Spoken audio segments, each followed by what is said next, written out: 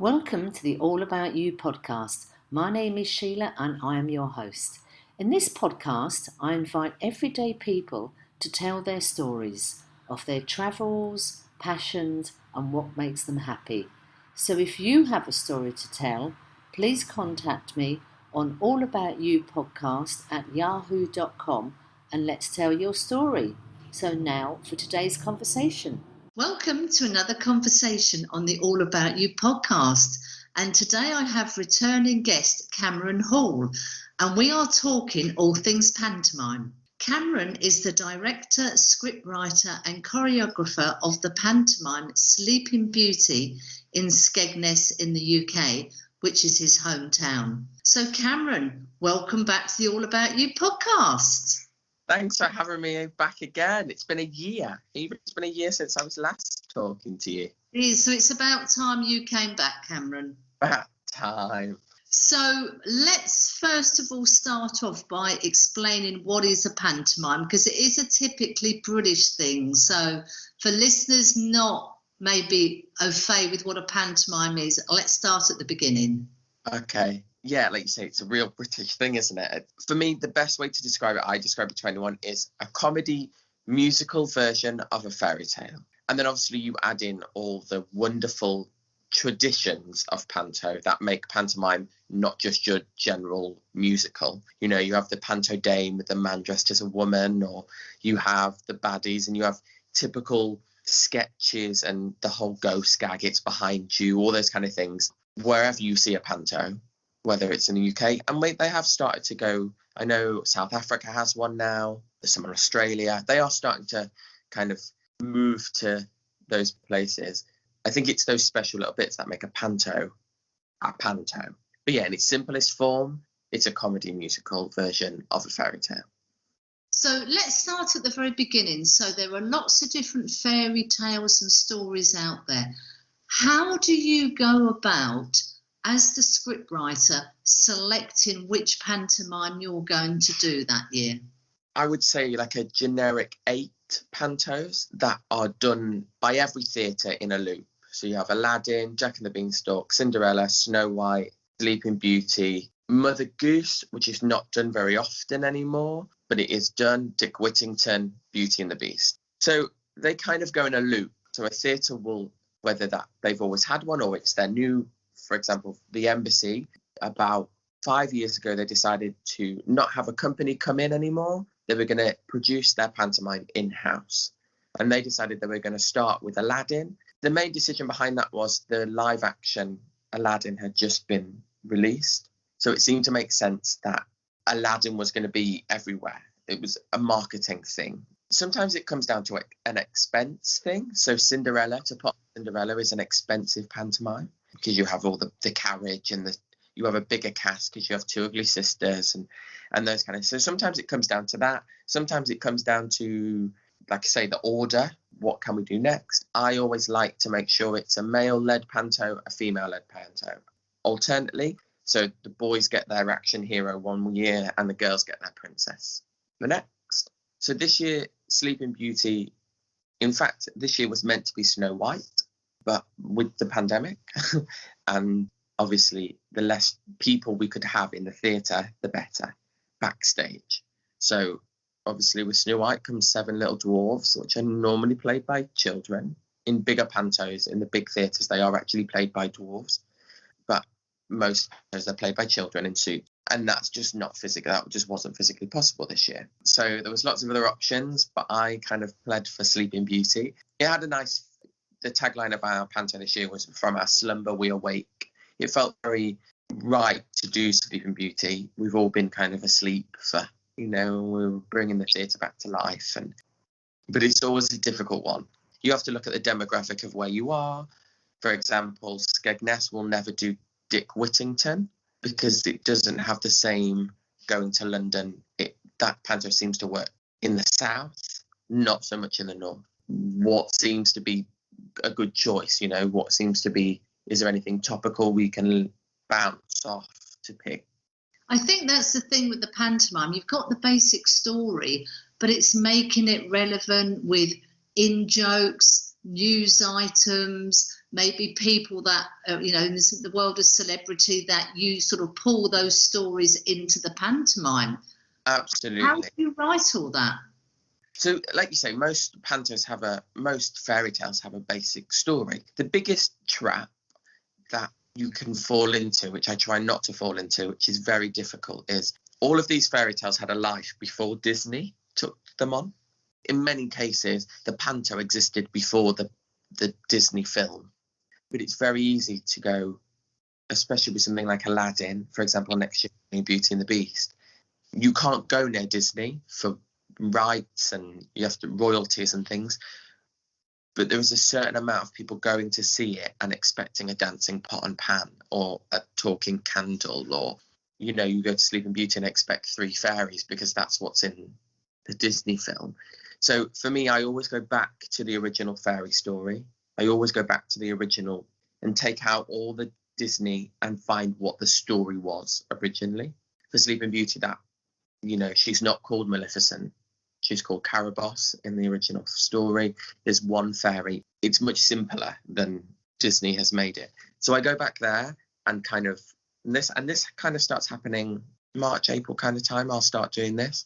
And then I get a big bit of paper and start plotting out the show. Here's how Act 1 needs to end. This needs to happen at some point. This needs to happen by here.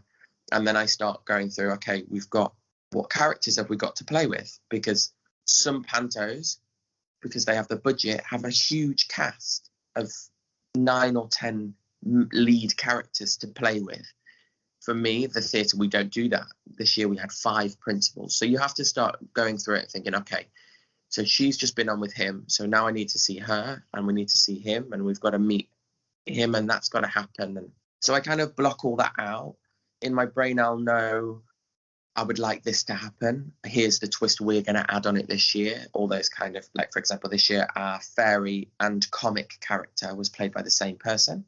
So we had a male fairy, which added its own fun. So much fun writing a male fairy. There's so many jokes there already before you start. I go and watch as many pantos of that title as I can to just get an idea of what others have done with it. And then I start and then I sit at my laptop and, you know, the first couple of scenes are pretty easy because it's introducing everyone. They have a all kind of fixed template to go. And then I get there and I'm like, what do we do now? Who's going to talk? What's going to happen? And slowly, bit by bit, it comes together and I might move a scene or pantos have famous skits, I suppose, that if you go and see a panto anywhere, it'll appear. There's the ghost gag that, you know, you've got to get in. There are numerous kind of already written scenes that are traditional. They've been in pantos for years and years and years. One is, we did one this year, board games, but I've seen it done with sweets or records where you have a conversation and every time you mention the name of the board game or the sweet, you lift that item up. So I decide, am I going to put one of those in? Are we going to have a slosh scene where they get messy? What are we going to put in? Yeah, and then I start filling it in bit by bit. It's like colouring it in. In a normal time, you would audition the cast, the dancers, the singers, and that's probably quite a long process. But how did you put your cast together this year during the pandemic? Oh, God. So casting for us normally starts in June for the principals, which is a pretty unanimous thing across the UK because a lot of them have promo shoots in the summer. This year we knew we were going to have a bit more of trouble with it. So although we had a few cast changes before we opened, initially, because it was a short turnaround, it was a different type of show this year. I wanted to work with people I knew. So our guy who played the fairy has played Genie and Buttons for us previously. So we kind of locked him in, and our Caraboss we locked in, although that changed. Dame we got quite early because pantomime dames are worth their weight in gold. A good panto dame is, you know, a lot of the time a dame really holds a show together. They're the comedy. Doesn't matter what else happens. A bad dame just falls to pieces. And we'd had a dame quite early on that he dropped out, and we got a new dame who again had worked for the theatre before, and he was incredible cast this year. And then the others, we put out a post on social media Normally we would use a thing called Spotlight in the UK. It's kind of like a database. You put jobs out and people reply to you. So we put that out. Agents basically send a list of people they think would be good for the job.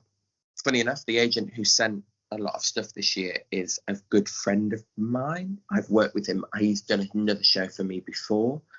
And both our Prince and Princess both came from him. We sent them a little bit of script. They sent us a video of them reading that script and a bit of the song. And yeah, we signed them up pretty much straight away. And the video thing was quite nice because people are relaxed because they're in their own home. You know, people come into one thing we found previously, everyone's on top form when they come into an audition. They want the job. They're overly friendly and you kind of have to sometimes sift through the audition phase to work out. For the end of the day, you want to work with nice people. Every casting director will say the same. You don't want to work with the casting. You don't want to work with difficult people. You want people to work together and be a joy, not a headache. But obviously everyone appears like that in an audition because everyone wants the job.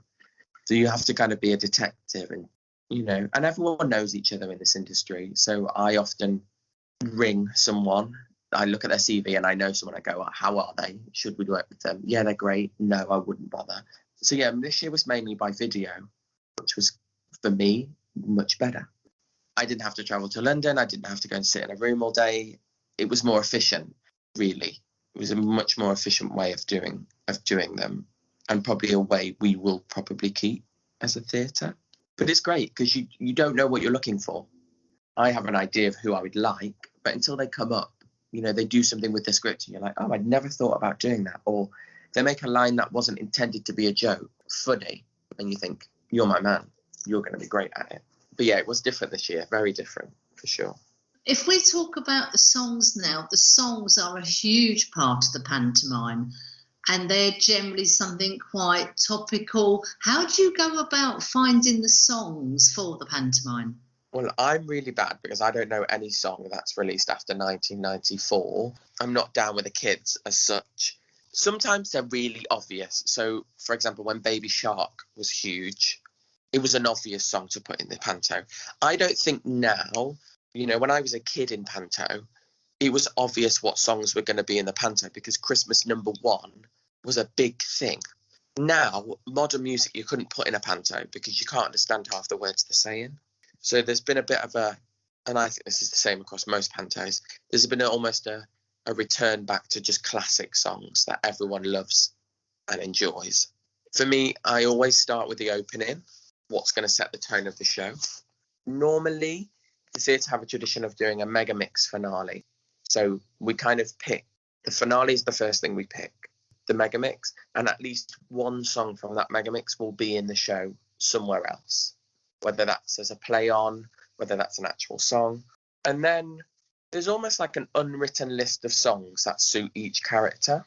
So for Panto Dame, you know, there's Dolly Parton's 9 to 5. This year we did Fabulous Baby from Sister Act. Call Me Maybe. There's a kind of a list of Panto Dame songs that work for a man in a frock. That's not a drag queen. So, and then you kind of piece them together. There's obvious love songs to piece the Sleeping Beauty together. This year we had a lot of Gloria Estefan songs, Latin vibed songs in the show. That was by pure accident. It wasn't intentional. And as a choreographer, I sometimes go, I'd really love to choreograph to that. I'd really love to do, like I've wanted to do, so the opening of Act 2 this year was Scared of the Dark by Steps. I love that song, and I managed just to squeeze it in.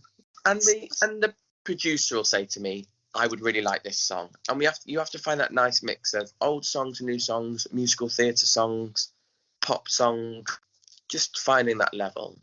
And what about the process of rehearsals? The first time all the cast, all the crew get together, you know, you're actually in the theatre. What's that experience like? This year was quite emotional. Day one, start with a read through of the script. We all sat on a big table and we all sit and read the script. And it'll be the first time I hear the script read out loud by others. You know, when I'm writing it, I say it to myself, but it's the first time I'm going to hear the script, how it's going to sound in the voices of the people. It's the first time you get to kind of start seeing what they're going to do with it. And this year was quite emotional. We all sat around the table. We obviously weren't there last year, and it's been a roller coaster to get to day one. It's lovely. It's just exciting. You also know you can't sit in that excitement for too long because you have a week, 10 days to put a full-blown show together. So you can't, every minute counts. But it's always really lovely, to sit there and everyone introduces themselves and you introduce yourself as a family because that's what you're going to be. The cast are a family for the next 3 weeks or 9 weeks or however long the run is. And day one is where you meet that family. You meet who you're going to spend Christmas with. And you start, this year we always take them to see the set and they get to start feeling excited about the show they're going to be part of. I love day one. Day one's always my favourite. I mean, there are so many moving parts with a pantomime. You've got the scenery, the costumes, the makeup, the wig, the choreography, the singing, the participation and the feedback from the audience. Is a joke going down well? Did they see a subtle movement that, is a big clue to the story? How stressful is it for you personally? Incredibly stressful because I am a perfectionist and I also take on the role of what would be 5 or 6 people. The choreographer is a separate person, the scriptwriter is a separate person, the director is a separate person. I'm really hands-on with the costumes and the overall look of the panto from first downbeat to the final bow. I'm a perfectionist and I have little things that I need to be right. The dame needs to have gloves on. I don't like little things that for average Joe don't matter, but they're noticed because if they're not there, you'd go, oh, there was something missing. For me, in an ideal world, a dame should come on every time in a new costume. Budget-wise, sometimes that's not possible. So let's make sure the costume he is in is impeccable. Does he have the right jewellery? Does he have the right wig on? Could we change the wig, although we don't change the outfit? Could we change the wig? Should that dancer have blue hair or should she have those tights or those shoes? I have to say this year, my stress levels didn't rise at all because the cast were incredible. We were well prepared and everyone was just in a good mood. Nothing could have knocked us. But it gets stressful for me once we get closer to the show. I start noticing little bits. Why is that girl's hair not right? That costume isn't right. I re-costumed bits and bits because it didn't look right. And I think as a director, that's your job. But for big budget pantos, there is someone there doing that job. There's a whole wardrobe department going. For me, with that panto, it's me. But I'm also a control freak, so it suits me perfectly. So, Cameron, do you have a favourite part of the pantomime? Is there a favourite scene, a favourite song? For me, the panto dame is my favourite thing of a whole panto. And, there are numerous different styles of pantomimes. Some are way more comedy, some are way slapstick kind of comedy, some are way more kind of imaginative and really storytelling. And I want to laugh. And I love writing a dame's entrance speech because that sets the tone.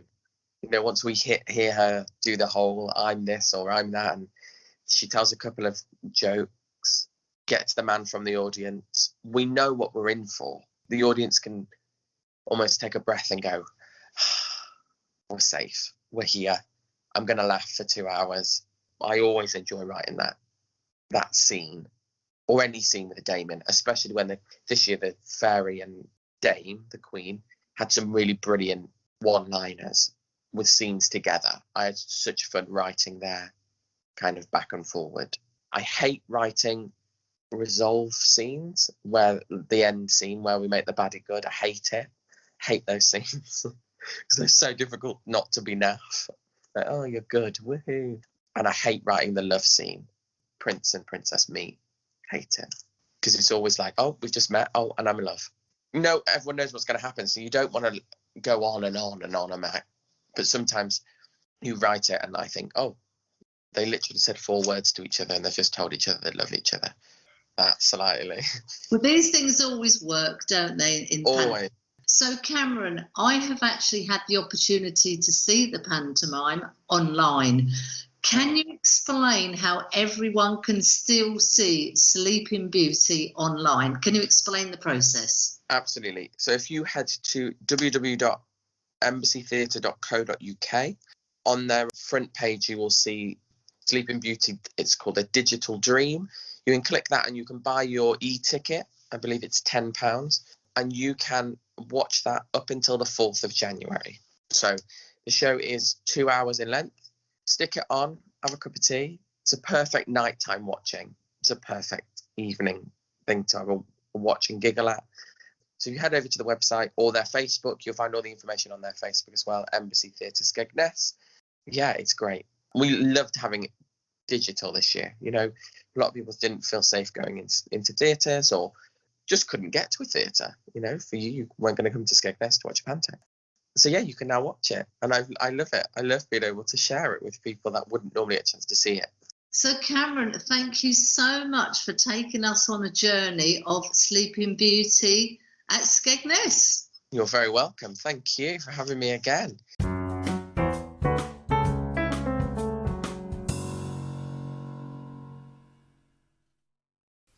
I hope you have enjoyed the conversation. Don't forget, if you have a story you would like to tell, please get in touch. My email address is allaboutyoupodcast@yahoo.com, and thank you for listening.